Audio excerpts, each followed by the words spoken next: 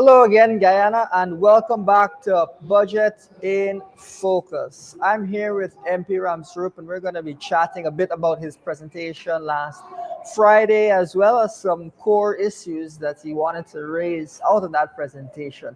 How are you today? I'm fine, Elton. Thank you very much for having me. And I know it's been a tough first day, second day, Sure. but it is very known to us to scrutinize that budget as much as we can and to tell the people in Guyana Yeah. where the money has been spending, and that's an important point for us. Yeah, absolutely. This has been a budget that has disappointed so many people, Yeah.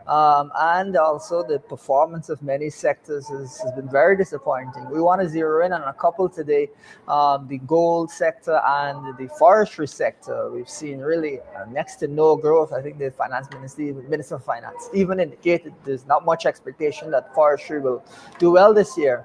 Give us your sense of what's going on in the forestry sector. So, over the years when we were in government, and let me go back before when we took over in 2015. Yeah, It must be noted that forestry had no money. Um, they took out about 1 point when we did yeah, the forensic audit.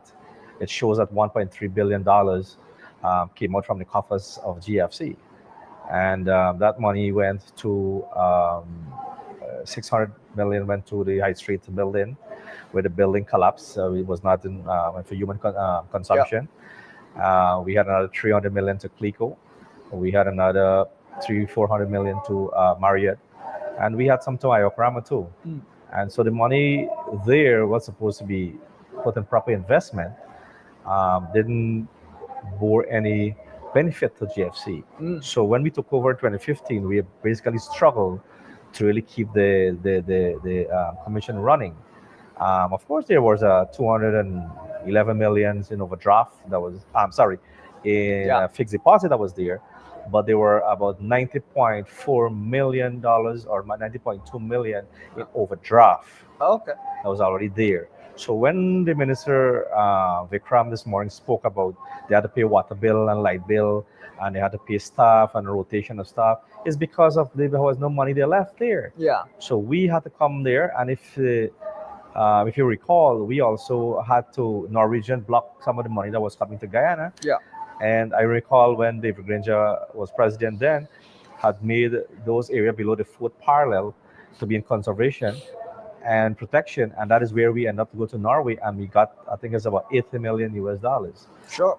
right? And so there's the way that was the conditions that we um, Inherited. received or inherited GFC, but and it must be noted that this very persons that were under their watch remain in our management and continue today in the same management. Mm. Um, the commissioner then was James Singh, who spent 4 years actually under our government. Mm. So when they coming, and I learned that Vikram is talking about sabotage, especially when Kamraj mentioned this morning about Georgetown. Yes. So if he's saying that we sabotaging, therefore I don't know if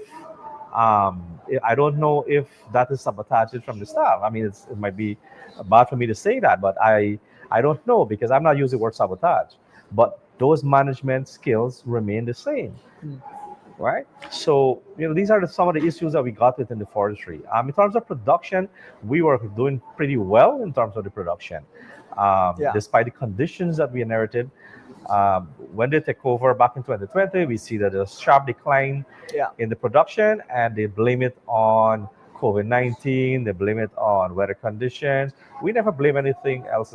Sure. We work the system, try to better the system, try to work with Yeah. the people to ensure that we can provide a very good commission. Absolutely. Absolutely. Well, that record of mismanagement, I think, carries over to the gold sector, where you would have seen larger declarations on the substantially larger declarations. Yeah. And we've seen really a sharp fall in the declarations in the past several years. And actually, we've seen a fall in the declarations by small miners because we've had some large companies come on stream. And even with the large companies that are on stream, you've seen stagnant gold declarations with only a 0.5% growth True. that the Minister for Finance mentioned. That has, I think, has been very alarming. And over the past several years, you've seen some really high gold prices. So to have a lack of declarations while also having high gold prices is concerning. What are some of the questions that are in your mind around what's going on with the gold industry and why the government can't seem to manage such a vital industry well? One of the important factors that really affecting the gold mining, which we have learned, is that the government has been found going after small miners for their land, Yeah, and medium-sized persons for their land, and give it to people who are not really in the mining sector. yeah, So that's one of the factors really contributed, and in fact they go into some of the people who really they're supporting, yeah, and it is not good for the sector. And there's a very important point that you brought up there, is that the price, and it's going to climb to about $3,000, mm, and you expect gold mm, people to jump in like there's a rush. yeah, When you got this gold rush, yeah, so you expect people to go more climbing more in that industry. yeah, And I think Sharon spoke very well this morning about the gold sectors and some of the mechanism we will use. I also made some recommendations of how we yeah, can improve that recommendations.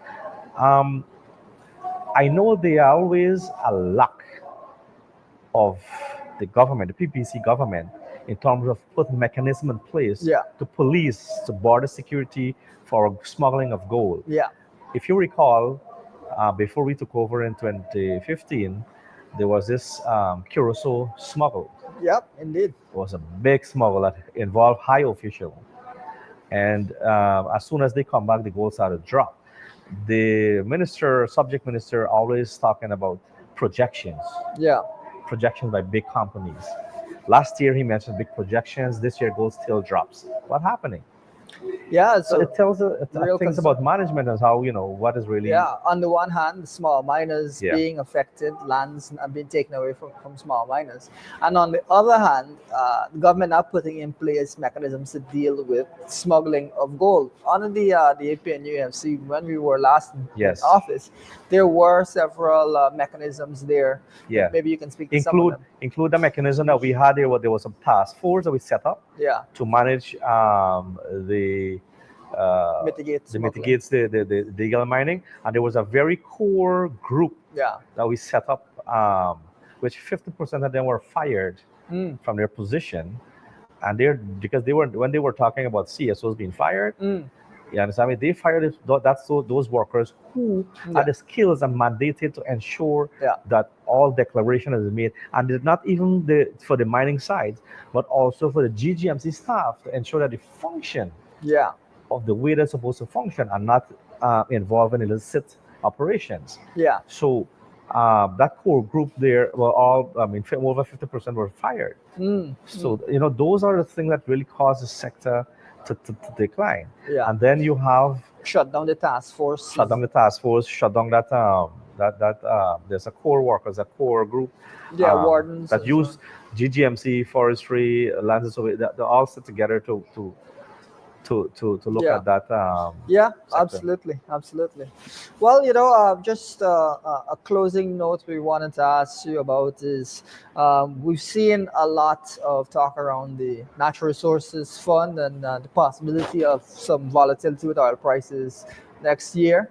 And what do you think about the government recently saying that they don't know if oil revenues will be available when they, of course, are the ones who changed the rules for the NRF so that they could remove almost all of the money in that fund? Absolutely, and that's why we created what we call a souvenir wealth fund. Mm-hmm. The souvenir wealth fund was to ensure you have generational wealth remain, Yeah. and we had a percentage where every year you reduce the percentage that you have to withdraw. Mm. So when they changed that act to remove 98%, I ninety-eight think. percent of that money, when the oil price dropped, they're in jeopardy already, Yeah.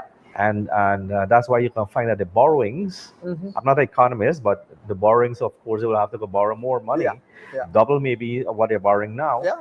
And Juritas pointed very clearly that every household is going to be in a debt of $22.5 million Mm. without actually realizing that's what they're doing. So if they're going to be doubling that now, you might end up to be $40-50 million Yeah. Yeah. in a A lot of debt. and Serious people don't concerns. understand that thing. So and other than that, the minister this morning spoke about the reducing, change the act also to have the 5-man committee to help sure there is proper management. Now, if you, Elson, let me pick sense out of nonsense. Mm. If you got 5 man to manage something versus 22 man, which will have a better oversight? Yeah, the government removed several important bodies, even from the University of Guyana. They removed Yes. all those people in favor of a management board that was very limited in its scope. And I must tell Yeah, the people here that the 5 men that they put there, two were supposed to be opposition, and they refused to put our choice of opposition members on that committee. mm, So, in fact, they have 5 persons that they manage on that committee, absolutely, and that's not absolutely. management.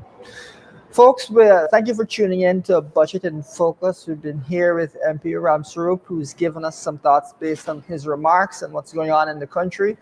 We'll be back later this afternoon, so stay tuned.